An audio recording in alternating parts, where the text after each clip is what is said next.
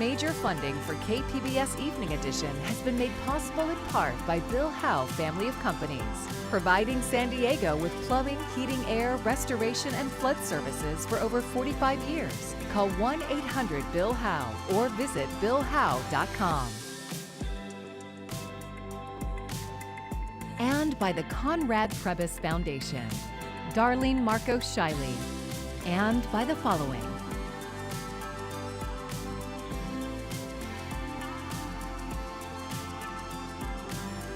And by viewers like you. Thank you.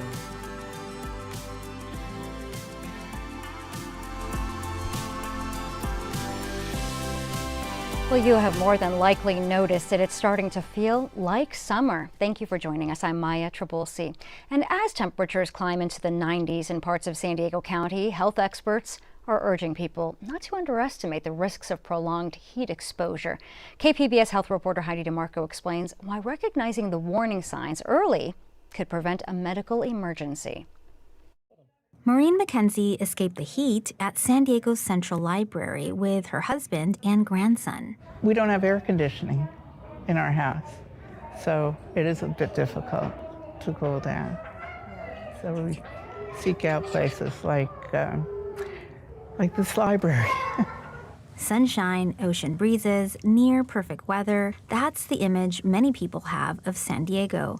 But doctors say that reputation can create a false sense of security when temperatures climb. There are many people in San Diego who don't have air conditioning and so don't have a cool environment to escape to in the hottest times. To help people escape the heat in San Diego County, there are nearly 80 cool zone locations where residents can cool off in air-conditioned spaces. Dr. Ian Neal is a physician at UC San Diego. He says every organ is involved in maintaining our internal temperature. And the hotter outside it gets, the more our body has to work to maintain that normal internal heat. And when we start to undergo what's called heat stress, that can really start to increase how much our body is having to work to keep cool. That stress can lead to heat exhaustion. Left untreated, it can develop into a life-threatening medical emergency like heat stroke. He says warning signs can include excessive sweating, dizziness, weakness, nausea, and confusion. And so if we're seeing any of these symptoms, then that's a sign that we are overheating and we need to actively be doing things to keep ourselves cool, be it moving to a cooler environment, using towels or blankets that are soaked in water so that we can try to externally cool ourselves, and most importantly, keeping hydrated. Neil says he can affect everyone, but seniors, children, and those with pre-existing medical conditions are most vulnerable. It's important to keep the little one comfortable, keep us comfortable, keep us in a good mood. Heidi DeMarco, KPBS News. Overnight lows once again in the upper 60s with those mostly clear skies. We're bouncing back and forth between some influence from that monsoonal moisture with our southerly flow and then high pressure taking control. So we have some heat alerts to talk about, and we have some more these cloudy days and maybe a few rain chances to talk about. I'll break it all down coming up.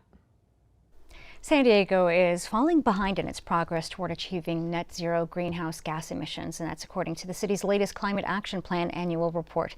KPBS Metro reporter Andrew Bowen has more. San Diego's greenhouse gas emissions are trending downward, but they're not dropping fast enough to meet the city's goal of net zero by 2035. Electricity is getting cleaner as more of the grid is powered by renewables like wind and solar. Natural gas usage is also down just slightly. But the big beast of San Diego's carbon footprint, where there's the least amount of progress, is the automobile. We've got to do much more if we're going to get people out of their cars and into these more sustainable ways of traveling. Steve Gelb is a volunteer with San Diego 350 and a member of the city's Mobility Advisory Board. The city's own data show driving in San Diego has been increasing since 2020. People are returning to in-person jobs, and they're taking more trips and driving longer distances. Even as more San Diegans switch to electric vehicles, that progress is being canceled out by more driving. We still have this belief that one must have a car in order to get around. And that's a really dangerous belief for society as a whole, because, research has shown that up to 30% of people cannot drive to get around. The climate report finds the city is doing a good job building more housing near public transit and in walkable neighborhoods, but the city has dramatically pulled back on building and improving bike lanes. That work peaked in 2021, but has fallen by more than 60% since then. The recent jump in gas prices may be prompting some San Diegans to cut back on driving, but it takes time to compile and analyze the data on climate change. The report with emissions data from 2026 won't be available for another 2 years. Andrew Bowen, KPBS News. Overall, inflation slowed during the month of June, according to government data released this morning. But there's more to the story for weary consumers. Karen Kaifa breaks down what it all means for your money. White House economic advisor Kevin Hassett touting Tuesday's inflation data from the Labor Department. It's really about the best CPI report we've seen in 6 years. The Bureau of Labor Statistics said the Consumer Price Index dropped 0.4% between May and June, the largest month-to-month drop since April 2020. Falling oil and gas prices in June, thanks to the fragile ceasefire with Iran, largely accounted for the monthly drop. But the annual pace of price hikes stood at 3.5%, well above the Federal Reserve's inflation target of 2%, and continuing to squeeze consumers. If you look at the core CPI, and the year-over-year data, we're still elevated. Among sectors driving the year-over-year number higher, food prices up 3%, boosted by price climbs for items like meat, milk, and vegetables. Apparel up almost 4% over last year, and airfares up more than 26%. Federal Reserve Chairman Kevin Warsh was on Capitol Hill Tuesday morning for scheduled testimony and also cast the monthly drop as just one data point. There might be some that look at this morning's data and say, oh, mission accomplished, everything is swell. That is not my view. Appearing before lawmakers for the first time in the role, Warsh made a bold promise for his central bank. And if we get policy right, and I can assure you we will, the inflation surge of the last 5 years will be a thing of the past. In Washington, I'm Karen Kaifa. A San Diego judge has rejected defamation claims filed against KPBS over prior reporting on a proposed data center in Imperial Valley. Public Matters reporter Jake Gata has more. Last year, KPBS reported on a proposed data center project in Imperial County. That story said the data center would require 750,000 gallons of water per day for facility operations. Sebastian Rucci, the developer with a company called Imperial Valley Computer Manufacturing, took issue with this coverage. They called the stories a, quote, coordinated series of defamatory publications disseminated across multiple platforms in their complaint. But last Friday, Superior Court Judge Cynthia Freeland ruled in favor of KPBS. The plaintiffs argued the story was inaccurate because it didn't include their plan to use reclaimed water. Judge Freeland wrote that this doesn't change the fact that the data center would require 750,000 gallons a day. In a statement, KPBS General Manager Deanna Mackey said, quote, we are thrilled that we prevailed in the litigation brought against KPBS and our reporter Corey Suzuki by Sebastian Rucci. We stand by Corey's data center reporting and our newsroom's high journalistic standards. Rucci told KPBS he respectfully disagrees with the court's ruling and he plans to pursue further legal action. Jake Gata, KPBS News. For just over a year, the Escondido Public Library was temporarily set up in an unconventional location inside a North County mall. Now, major renovations on its main site are almost done. KPBS reporter Jacob Ayers says truckloads of books and more have been brought back to the downtown library ahead of its reopening. It's taking a little longer than expected, but the almost finished results look to be well worth the wait. Escondido has brought its 45-year-old library into the modern era. So that's when you'll see when you come in a lot more people spaces like meeting rooms. Behind me, you'll see the tween space. So spaces for people, more seating. Those are the kinds of changes people will notice, in addition to it just being cleaner and brighter throughout the building. Reno Landa is library director. He says last week, staff moved tens of thousands of books from 5 empty stores inside Mershop's North County Mall back to their main site on Kalmia Street ahead of their grand reopening. Our takeaway is that hopefully those people that loved us at the mall will remember us and visit us here at Kalmia. Landa says they were facing serious infrastructure issues before the renovation.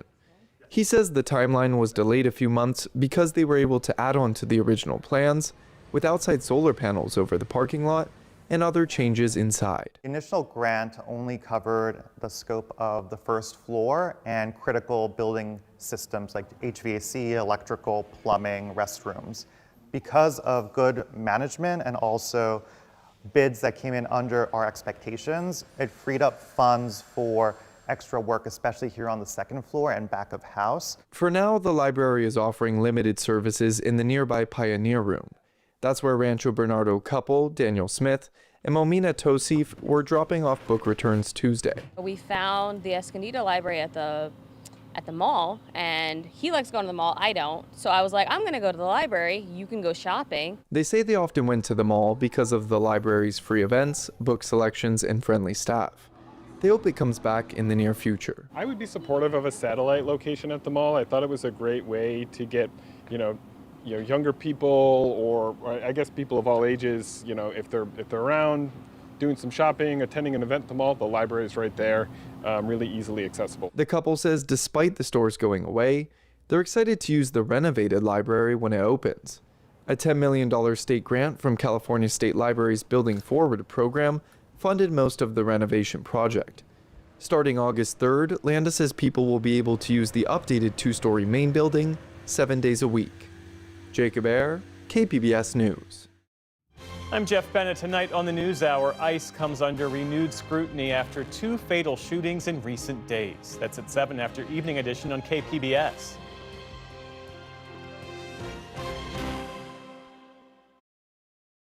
Lettuce and salad greens may be linked to a diarrhea outbreak that's affected thousands of people in the Midwest. Michael Yoshida has the latest on the outbreak and why it's so hard to track down the cause.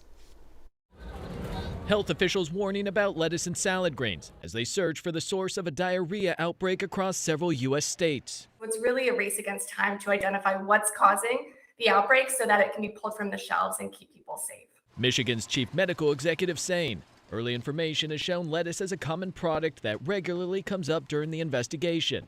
Still, officials say other foods have not been ruled out, and no specific type of lettuce, grower, or supplier has been identified. Cyclospora cases can be hard to track because patients may have to remember what they ate weeks earlier. So we're going back and asking them where they ate, which restaurants they went to, which fast food chains, which menu items they ordered, which grocery stores they go to. So far, Michigan and Ohio have reported more than 3,000 cyclospora-related diarrhea cases. At least 44 people have been hospitalized in Michigan and at least 46 in Ohio. The longer that contaminated products are being sold, being served in restaurants, available to consumers, the more people who will become infected. 31 states have reported cases to the CDC, though it's not clear if they're all connected to the same outbreak. Cyclospora does not usually spread person to person. People typically get sick after eating or drinking something contaminated weeks earlier. To reduce risk, health officials recommend buying whole heads of lettuce instead of pre-washed lettuce, throwing away outer layers and washing inner leaves. And thoroughly cook your fruits and vegetables as well. Michael Yoshida, KPBS News. A national blood emergency has been declared by the American Red Cross this week. The organization says it's seeing a sharp decline in donations and a surge in demand at the same time. Mandy Gaither has a closer look at the severity of the shortage and the types of blood the organization says it desperately needs. It happens every summer. Blood donations spiral downward while demand spikes. But this year, the hit on the blood supply has gone well beyond all expectations. In the past several weeks, we've seen an increased need from hospitals of about 3,500 units of blood each week, beyond what we would typically expect. In the month of June alone, the American Red Cross says their supply of the nation's blood has been depleted by nearly 25%. Summer is already seen as trauma season, when hospitals tend to see more serious injuries and medical emergencies. Add in people traveling, plus July 4th celebrations and popular sporting sporting events, it's equaled an influx of people in certain areas and an unpredictable need for patience. When we see that our inventories are starting to drop and that hospitals may be forced to make difficult decisions, that's really when we need to put a call to action to bring donors in to help replenish those stores. While all blood types are needed, the Red Cross says the shortage is especially serious for O positive and B negative blood, as well as plasma from donors who have type AB blood. Someone needs a blood transfusion every 2 seconds in the United States. And so there are patients out there whose lives depend on the generosity of their community members coming in to give the gift of life. For Health Minute, I'm Mandy Gaither. Anyone interested in donating blood can book an appointment via the Red Cross Blood Donor app by visiting redcrossblood.org or by calling 1-800-RED-CROSS. Most of us don't think about the cost of dying until we are forced to. As part of our Price of San Diego series, KPBS health reporter Heidi DeMarco looks at why saying goodbye can cost thousands of dollars. This is the sound of one of life's hardest moments. And in San Diego, it can also be one of the most expensive. I spent time with the families. I helped them make all of these decisions that they have to make in one of the worst moments of their lives. Penny Wah is a death doula and a funeral arranger. And what I learned was that we are so uneducated on what death and dying can look like here in the U.S., and people are just making rash, urgent decisions without any sort of knowledge or foundation to make those decisions from. She says many families walk into a funeral home without knowing what their options are. So we're all familiar with American burial, where the body's embalmed, we're placed into a casket, then that casket goes into a concrete vault. A traditional burial remains an important choice for many families, especially the older generation. Iris Wise is a family service advisor at Singing Hills Memorial Park. It's a cemetery in El Cajon. A traditional in-ground casket for a single person, that's closer to about $12,000 to $13,000. So where does that money go? Wise says families aren't just paying for cemetery space. They're paying for the land, the labor, the burial vault, and ongoing care.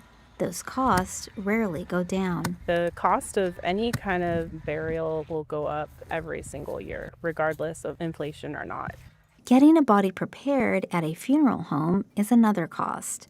Nationally, the average price of a traditional funeral is about $8,300. Wah says here in San Diego, it's often well over $10,000. Cemetery space can be really expensive here because we have beautiful views and beautiful landscape, and all of those carry a little bit of a higher price tag. And for families who aren't expecting that kind of bill, the decision about how to say goodbye can quickly become a decision about what they can afford. It can be a little sticker shock because they haven't prepared for it. And so what happens, unfortunately, is a lot of people just automatically opt for flame cremation. Flame cremation can start around $1,500. These are mostly traditional urns, so maybe to be buried in a cemetery or placed in your home. There's wood.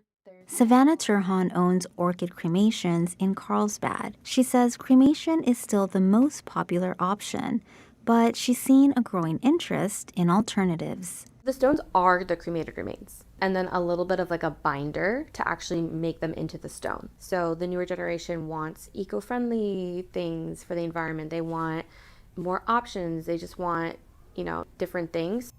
So that would be the perforated basket that the loved one would stay in, and the perforations allow that water to cycle. Among the newer options is water cremation.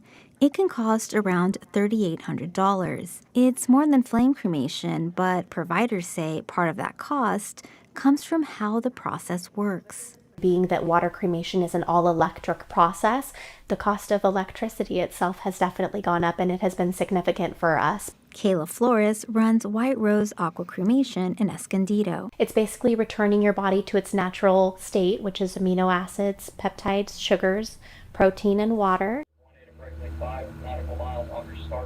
Then there's burial at sea. It can cost anywhere from $500 for an unattended ash scattering to about $6,000 for a full body burial. Chris Anderson is owner of Water and Ash Burials. People get a sense of peace when they're out at the ocean that you might not get in a traditional cemetery setting. He says the price covers the boat and crew, the permits, flowers, and a memorial with the exact coordinates of where a loved one is laid to rest. Do you want me to just put it right here? Yeah, okay. So instead of going into the ground, you go into like a chamber, and natural materials from the land go in with you. So within about 3 months, this is what your body will turn into. Beginning next year, California will legalize another option, human composting. All of your fleshy material turns into soil, and then you take your bones, they take your bones out and mechanically process your bones, and then your bones go back into the soil. Wah holds a mound of soil in her hands, made from human remains. You can mix it with like Miracle-Gro and plant vegetables and flowers. And for Wah, the goal isn't to convince families how they should say goodbye, it's to make sure they know they have choices. Heidi DeMarco, KPBS News.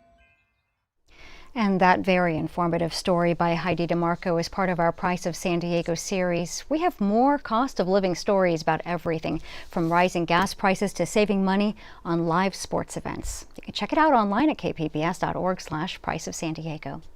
King tides are hitting San Diego beaches once again this week, but lifeguards say conditions are less concerning this time because they're not accompanied by high surf. High tides are expected to reach up to 7.5 feet this evening, but lifeguards are warning rip currents don't need huge waves in order to become dangerous. We had a few rescues this weekend of the north end of our beach due to rip currents. So it doesn't take a lot of surf to sort of activate the rip currents and get them pulling. So anytime that you have surf bigger than, say, knee high, you have the potential for rip currents to pull you away from the beach. Lifeguards are urging swimmers to stay near a lifeguard tower, and if you do get caught in a rip current, don't fight it. Swim parallel to shore until you're out of the current, then make your way back to the beach.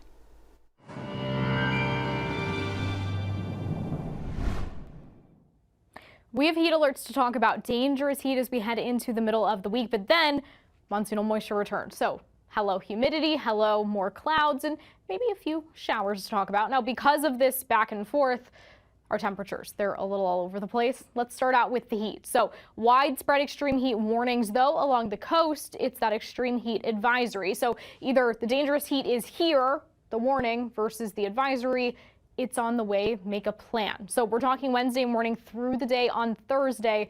This is your timeline that, especially if you have to be out and about, make sure you are staying hydrated, getting in the shade as much as you can, and the air conditioning as much as you can. Just be taking those precautions against heat-related illness.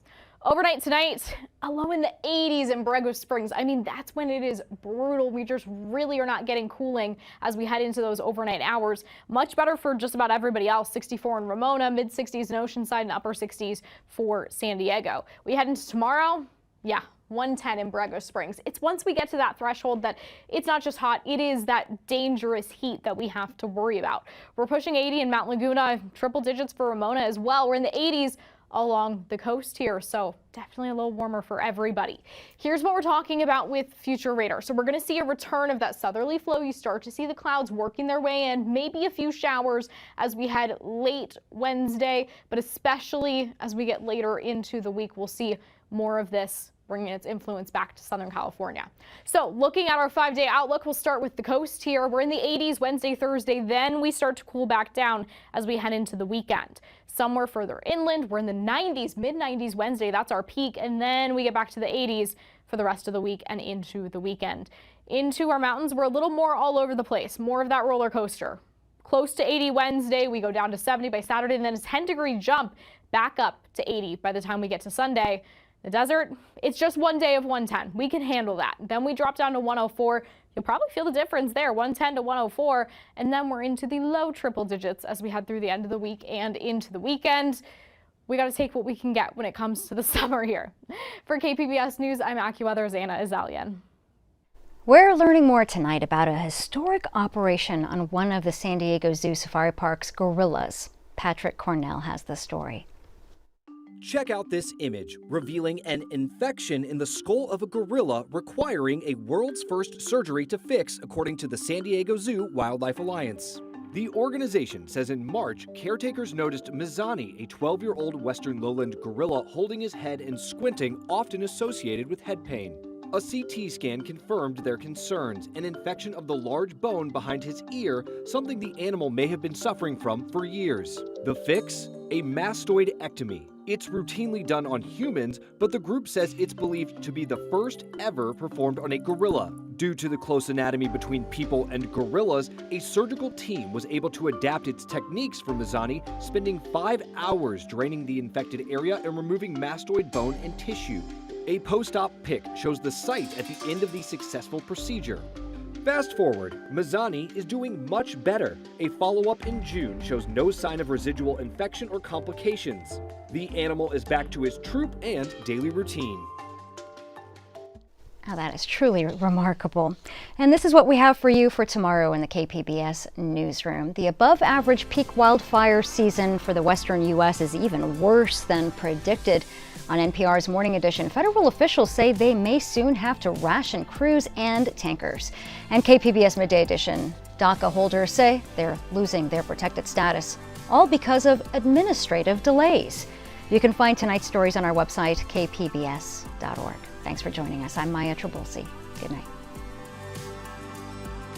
Major funding for KPBS Evening Edition has been made possible in part by Bill Howe Family of Companies, providing San Diego with plumbing, heating, air, restoration, and flood services for over 45 years. Call 1-800-BILL-HOWE or visit billhowe.com.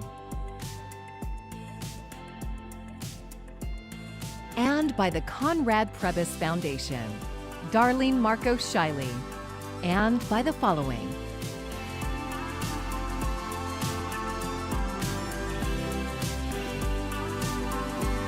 And by viewers like you. Thank you.